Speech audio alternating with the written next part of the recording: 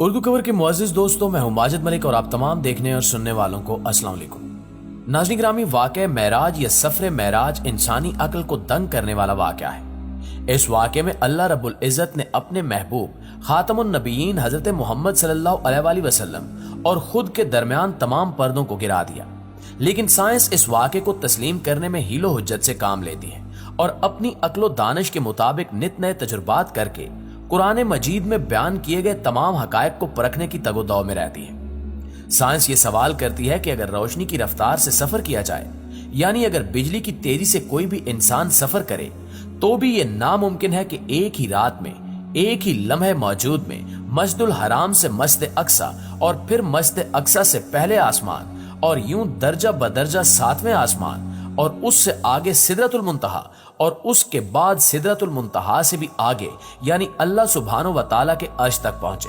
اور پھر اپنے خالق و معبود سے ملاقات کا شرف حاصل کر کے واپس بھی آ جائے، یہ سب سپیڈ آف لائٹ سے بھی ممکن نہیں ہے۔ لیکن یہاں سوال یہ پیدا ہوتا ہے کہ پھر نبی کریم صلی اللہ علیہ وآلہ وسلم نے یہ سفر معراج کیسے کیا؟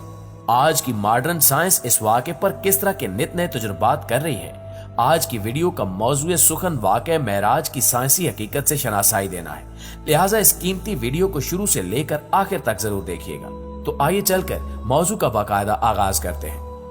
معزز دوستو، جیسا کہ آپ کے علم میں ہے کہ مغربی دنیا آئے روز کوئی نہ کوئی انقلابی کھوج لگاتی رہتی ہے، اور کیونکہ یہ دور ٹیکنالوجی کا دور ہے تو اس حوالے سے آج کے دور میں حیرت انگیز مشینریوں کی بھرمار ہو چکی ہے۔ انہی میں سے ایک مسٹری ٹائم ٹریول بھی ہے، جس کا مطلب یہ ہے کہ وقت میں سفر کرنا، ماضی میں پیچھے چلے جانا یا مستقبل میں آگے چلے جانا، جس کو مغربی دنیا میں بہت زیادہ پروموٹ کیا گیا ہے کہ اس ٹیکنالوجی کی مدد سے ایسی ڈیوائس بنائی جا چکی ہے جس کی مدد سے وقت میں سفر کو ممکن بنایا جا سکتا ہے۔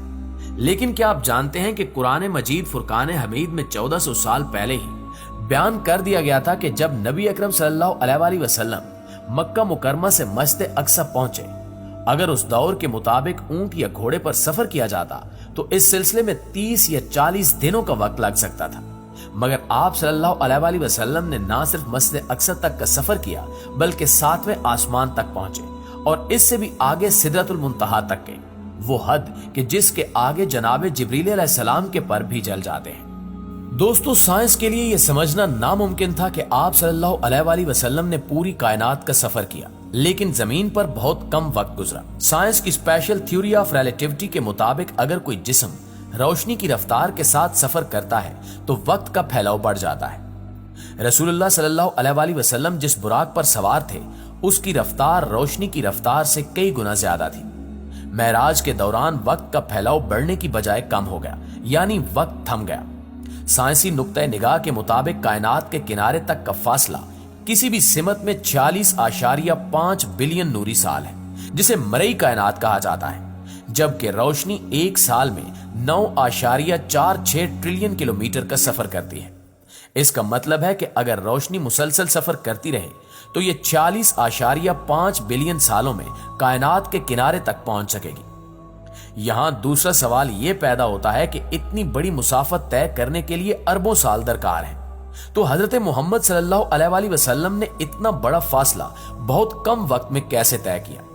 بے شک یہ اللہ کی قدرت ہے کہ جس نے اپنے محبوب کے لیے وقت کو سمیٹ دیا۔ صحیح مسلم کی ایک حدیث کا اقتباس براق کے بارے میں بیان کرتا ہے۔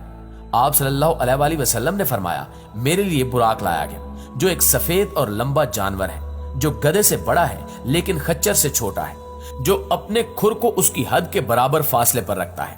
جبکہ براق کے لفظی معنی برق یعنی بجلی کسی تیزی کے ہیں، یعنی براق بجلی کی رفتار سے کہیں زیادہ تیز رفتاری سے سفر کر سکتا تھا۔ دوستو، واقعہ معراج ہمارے پیارے نبی حضرت محمد صلی اللہ علیہ وآلہ وسلم کا معجزہ ہے۔ معراج کے سفر کے دوران آپ صلی اللہ علیہ وآلہ وسلم نے پوری کائنات کی سیر کی۔ آپ صلی اللہ علیہ وآلہ وسلم نے اللہ تعالیٰ سے ملاقات کی اور آپ صلی اللہ علیہ وآلہ وسلم نے جنت اور جہنم کا مشاہدہ بھی کیا۔ آپ صلی اللہ علیہ وآلہ وسلم نے تمام انبیاء اور تمام رسولوں سے بھی ملاقات کی۔ اس مبارک سفر کے حوالے سے نبی کریم صلی اللہ علیہ وآلہ وسلم نے فرمایا کہ سفر معراج سے پہلے حضرت جبریل علیہ السلام میرے پاس آئے، میرا سینہ چاک کیا، پھر سونے کا تشت لایا گیا اور میرے دل کو نکال کر اس تشت میں دھویا گیا جو ایمان سے بھرا ہوا تھا، اور پھر میرے دل کو واپس رکھ دیا گیا، यानी अल्लाह ने अपने हबीब के दिल को और इनके वजूद को मजबूत कर दिया और सफर की ताकत अता कर दी। दोस्तों, गैर मुस्लिमों ने वाक़या मेराज की हकीकत पर कुफ्र और इख्तिलाफ किया। कई बार गैर मुस्लिमों ने यह सवाल उठाया कि हजूर नबी करीम सल्लल्लाहु अलैहि वसल्लम के लिए यह कैसे मुमकिन था कि वो बहुत कम वक्त में पूरी कायनात का सफर कर सके। साइंसी नजरिया यह है कि अगर बिजली की रफ्तार से भी सफर किया जाए तो भी ये मुमकिन नहीं कि एक कहकशां से दूसरी कहकशां और उससे आगे का सफर किया जा सके। जबकि साइंस की जदीद थ्योरी ये भी कहती है कि वार्म होल के दरवाजों में से एक दरवाजे को खोलकर अगर चंद लम्हों का सफर कर लिया जाए तो उसका दूसरा दरवाजा किसी दूसरी कहकशां में जा खुलेगा।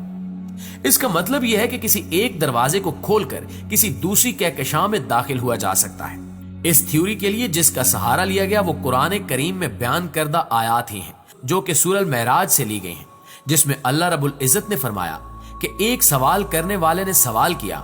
जो वाकया होने वाला है काफरों के लिए और इसका कोई टालने वाला नहीं, जो अल्लाह की तरफ से वाक़े होगा, जो सीढ़ियों का यानी आसमानों का मालिक है, जिन सीढ़ियों पर फरिश्ते और अहले ईमान की रूहें इन पर चढ़कर जाती हैं, और वो अजाब उस दिन होगा जिसकी मिकदार 50,000 साल है। उलमा इसकी तफसीर बयान करते हुए लिखते हैं कि इंसानी वक्त में इसका मवाजना किया जाए तो वो वक्त 50,000 साल बनेंगे और ये सफर एक दिन में तय होगा, जिसे कयामत के दिन का नाम दिया जाता है। और बिल्कुल इसी तरह से अल्लाह ने वो सीढ़ियां बना रखी हैं, यानी वो दरवाजे जो एक आसमान से दूसरे आसमान तक का सफर महज एक दरवाजा खुलने का है।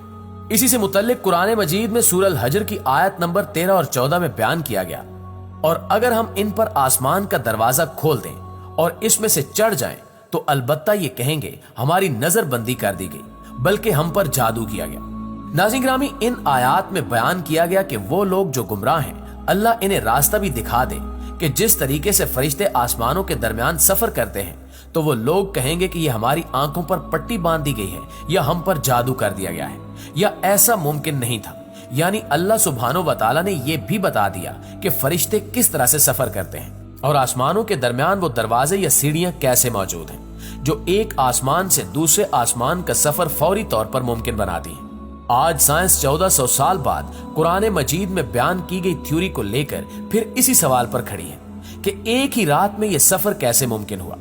साइंस आज भी यह मानने को तैयार नहीं कि कोई बशरी वजूद या इंसानी जिस्म बिजली की रफ्तार से यह सफर करे और इसके बाद वो इंसानी जिस्म की सूरत में बाकी भी रहे, क्योंकि साइंसी उलूम के मुताबिक कोई भी शय बिजली की रफ्तार से सफर करे तो वो अपने वजूद को बदल डालेगी, और अगर बिजली की तेजी से यह सफर किया जाए तो कई बिलियन साल तक का वक्त दरकार हो सकता है। अल्लाह रब्बुल इज्जत की यह कायनात बहुत वसी है, कायनात की हद को कोई जान नहीं सकता। इसके बारे में सिर्फ और सिर्फ अल्लाह रब्बुल इज्जत ही की जात जानती है। यह सफर क्यों कर मुमकिन हो सका, अल्लाह रब्बुल इज्जत की अपने महबूब से मुलाकात के दौरान क्या क्या बातें हुई, इसके बारे में अल्लाह और उसके रसूल ही बेहतर जानते हैं। जी तो मुअज़्ज़िज़ दोस्तों, ये थी हमारी आज की वीडियो कैसी लगी कमेंट करके हमें जरूर बताइएगा। इंशाअल्लाह आपसे मुलाकात होती है अगली वीडियो में, तब तक अपना ख्याल रखिए। अल्लाह निगहबान।